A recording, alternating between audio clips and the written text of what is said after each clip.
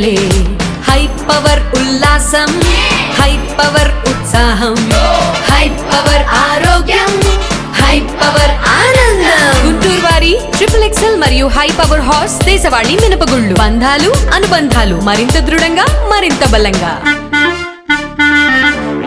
గత వైసీపీ ప్రభుత్వం గుంటూరు అభివృద్ధి గురించి పట్టించుకున్న దాఖలాలు లేవని పశ్చిమ ఎమ్మెల్యే గల్లా మాధవి ఆరోపించారు. ప్రచార ఆర్భాటమే తప్ప ఆచరణలో సంక్షేమ కార్యక్రమాల పేరుతో దోపిడీ చేశారని విరుచుకుపడ్డారు.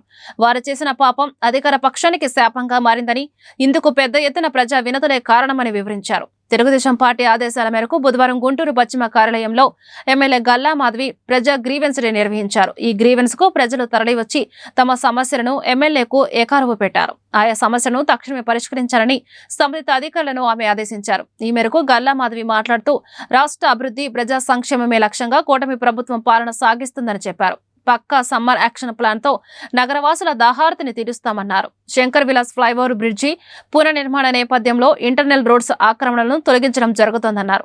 ఈ నేపథ్యంలో చిరు వ్యాపారులను ఖాళీ చేయిస్తున్నారని, త్వరలోని వారికి ప్రత్యామ్నాయ మార్గాలు చూపిస్తామన్నారు. కొన్ని డివిజన్లో ఆగిపోయిన అభివృద్ధి పనులను పరుగులు పెట్టిస్తామన్నారు. ప్రజా సమస్యను పరిష్కరించడమే లక్ష్యంగా గుంటూరు పశ్చిమ ఎమ్మెల్యే కార్యాలయంలో వారంలో 4 రోజుల పాటు గ్రీవెన్స్ డే నడుస్తుందని వివరించారు. బుధవారాన్ని మన ఆఫీసులో జరుపుకోవడం జరుగుతుంది. ఎన్నో రకాలైన సమస్యలతో ప్రజలందరూ వస్తూ ఉన్నారు.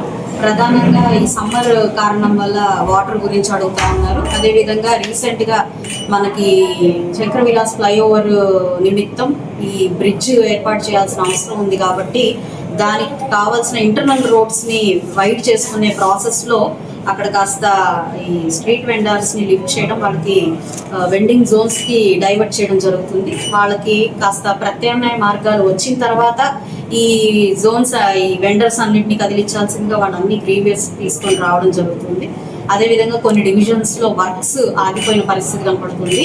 కాంట్రాక్టర్లు సుముఖంగా లేకపోవడం, గత ప్రభుత్వ చర్యల వల్ల వాళ్ళకి బిల్స్ పాస్ కాని పరిస్థితుల్లో ఈరోజు కాంట్రాక్టర్లు వచ్చి ఏ చిన్న పని చేయాలన్నా భయపడుతున్న పరిస్థితులు.